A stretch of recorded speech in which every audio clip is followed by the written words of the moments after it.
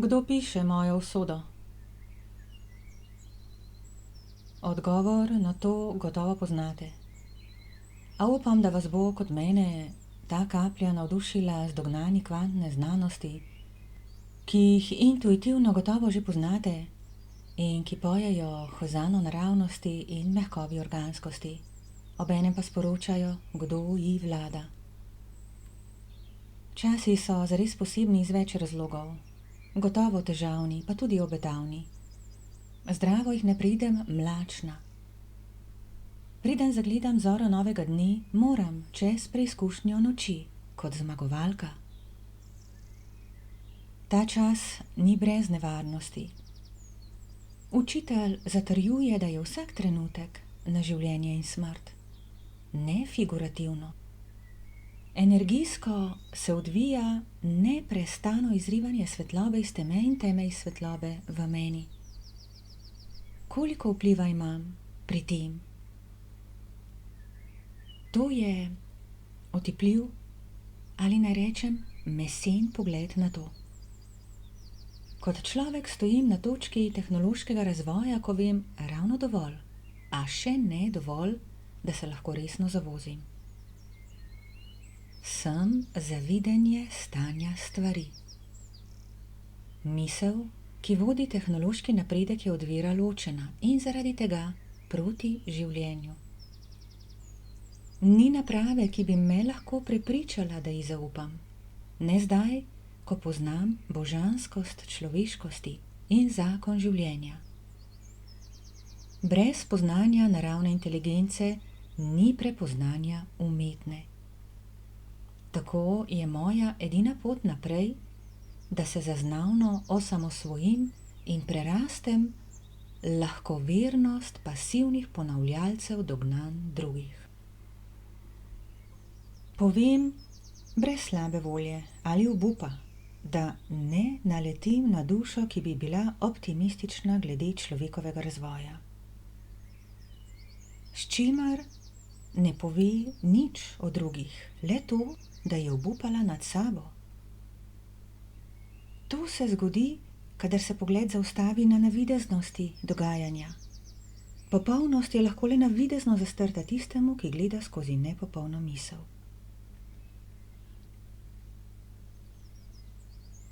Že pri vdoru v rastlinski in živalski gen prestopamo prag svetega, nedotakljivega življenjskega programa.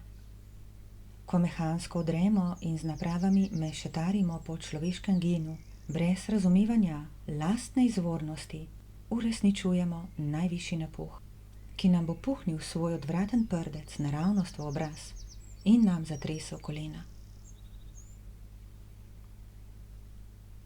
Ne utvarjam si, da bo božanskost človeškosti zmagala pri vseh, a poznam Božje srce. Vse svoje iskre bo nekoč znova zbral v sebi. A če se hočem izogniti vnovični zavrtitvi v bolečinski zanki, moram prepoznati pravi obraz vsega in se ne ujeti v prevaro. Znanstveniki se pri spoznavanju sebe in življenja zanašajo na njim tuje znanje in na stvari. Nimajo osebne izkušnje življenja v sebi. Pa tudi ljudje, ki se zanašamo na njihova dognanja, šele prihajamo do izkustvenega razumevanja, kaj pomeni biti človek. Sprijazniti se moramo z dejstvom, ki ga sicer že dobro poznamo, a nam pogled skozi ločeno misel tega ni dovolil sprejeti, da je nekaj, kar presega materialnost človeškosti in kar do sedaj ni bilo vključeno v znanstveno misel. Znanost na primer ve, da je nevron biološka antena, da spomini niso shranjeni v možganih in mnogo drugih energijskih dejstev, ki jih kemijsko ne morejo pojasniti. Nevroni lovijo informacijo vse povezujočega polja ene celote. Tudi gen dela enako. Lovi informacijo iz svetlobnega polja, pa tudi oddajajo, glede na to, kakšna energija mi vlada. Nevednost glede moje svetlobne premreženosti s tem, za znanstvenike zagonetnim poljem, me od njega izolira. Kdo povzroča to izolacijo, to nevednost? Ne naveličam se občudovati Boga na delu. Ko se nevroni skušajo povezati, po obnašanju jih prepoznamo kot zelo socialna in se hočejo povezovati. Tega ne naredijo takoj, zato potrebujejo čas. Da se nevron poveže z drugim nevronom, potrebuje približno 72 ur. Da bi postali nekaj novega, kar preseže trenutni sestoj nevronskega omrežja, nevroni potrebujejo ukaz, naj naredijo tako. Po prejemu novega ukaza se poženejo v preoblikovanje, da bi ustregli novi zahtevi in iz polja lovili temu skladno novo informacijo. Iz polja lahko ulovijo, kar hočete, ničesar ni, kar polje ne bi vsebovalo. Ta ukaz je vaša vibracija, v kateri se redno zadržujete. Če imate, na primer, težave z razumevanjem nečesa, vztrajajte vsaj 3 dni pri tem in boste razumeli. Dilema pri tem je, kaj je, kar želite razumeti, ker s ponavljanjem se zlahka utrdite v vsakršno prepričanje. Kakšna fascinantnost je to! Opišem jo lahko kot gibko čvrstost mehke tehnologije. Zaustavila me je v samozavesti norca, ki misli, da ve. Nisem bila, zdaj pa sem še manj, sigurna, da sem že dospela do ultimativne resnice, v katero hočem utrditi nevronsko omrežje. Prepričanje je res da zajedeno v telo, a ne tako, kot daje misliti rek, navada je železna srajca. Res je lahko trdovratna, a je mehka in živa in je z ustreznim utrjevanjem lahko preoblikovana v karkoli. Ni navade, s katero ne bi mogli prenehati. Nepremagljiva se bo zdela toliko časa, dokler ne vem, kdo jim vlada in kako. Zdaj vidim, kako vrhunska je notranja tišina, ki nevronom ne ukazuje ničesar. Zato lahko naravno prevzamejo izvirno božansko kodo in z njo popoln življenjski program, kot ga uresničuje vsa narava, ki ne misli. Potrebujem neoporično biološkost, da se lahko poveže s poljem božanske informacije. Še nedolgo nazaj smo tempelj ali svetišče imenovali telo. Danes tako imenujemo betonske in pozlačene cerkve in mošeje. Energijsko gledano imam le še 5 minut na voljo, da s tihotanjem presvetlim to svetišče, ga potopim v mir, da ga pozdravi in mu dovolim, da se z mirom in po njem vnovič poveže v resnično občestvo duha mirujoče svetlobe. Če mehaniki, ki le na videz opravlja dejavnost nevronov, odprem vrata v to vrhunsko mehko živo tehnologijo, nevronom ukazujem, ne potrebujem vas.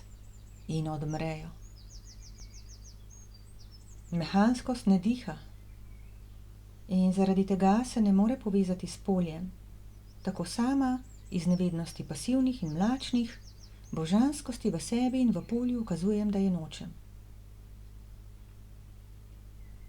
Ta končna ambicija umetne inteligence ne bi smela presenečati. Vaša nepovezanost s svetlobnim poljem in priključitev na internetno Bluetooth omrežje umetne inteligence je logičen razvoj od vira ločene misli. Dobro je to vedeti, preden si dovolim nevronsko atrofijo. In še več. Naravna regenerativnost, naravna vednost, intuitivnost, energijska zaznavnost, domišljija, ustvarjalnost prav tako niso več potrebni, če nevronske zmožnosti povezovanja s poljem ne uporabljam niti zdaj, ko sem biološko še neoporečna. Nevroni se obnavljajo do zadnjega diha. A če niso vključeni v njim naravno povezovanje s poljem v približno 14 dneh od svojega nastanka, zaradi pomanjkanja smisla odmrejo. Živost potrebuje gibanje, izmenjevanje, sodelovanje, potrebuje simbiozo dihanja z okoljem. Statičnost energije in pogon na lastno izgorevanje je za živost pogubna. Če ure in ure gledam virtualne slike in poslušam virtualne zvoke, čeprav v naravi in življenju je vse narejeno zame, v tem procesu pasivno udeleženko, v katerega nisem vključena cela, s telesom, ki čuti, zaznava in razlikuje živo od mrtvega, njemu koristno od škodljivega. Angažirana sem le z umom, v katerega je naložen program, ki vodi mojo zaznavo. Sem zabavana in vzgajana v občutek pametnosti, ker imam v spomin naloženo statično informacijo o življenju, kot je telefonska številka mrtvo sedeča v spominski enoti telefona. Brez osebnega angažiranja in ustvarjalnosti pri osvajanju življenjskih novosti pomnim in ponavljam že dognano od nekoga drugega. V resničnosti življenja tovrstnega učenja ni. Pri njem nevroni niso vključeni v naravno izmenjavo s poljem, zaradi katere so živi in v neprekinjeni rasti značilni za življenje. V življenju ni dveh enakih stvari, dveh enakih dogodkov, enakih okoliščin. Izvirnost je dih življenja. Le kadar v odnosu do tega, kar imam ta hip pred očmi, pristopam kot nepopisan list v rokah tišine, se lahko v dogajanje zares vključim. Kadar mojemu obnašanju ne vlada program od prej, v dogajanju šele zares sem. Prav z mlačnostjo po prisostvovanju življenju, kot se mi ta hip razgrinja, ubogljivim nevronom sporočam, da jih ne potrebujem. Kadar božanskosti ne uspem vključiti v njej naravno obnašanje, se dobesedno žrtvuje in umre kot oblika iz poslušnosti meni.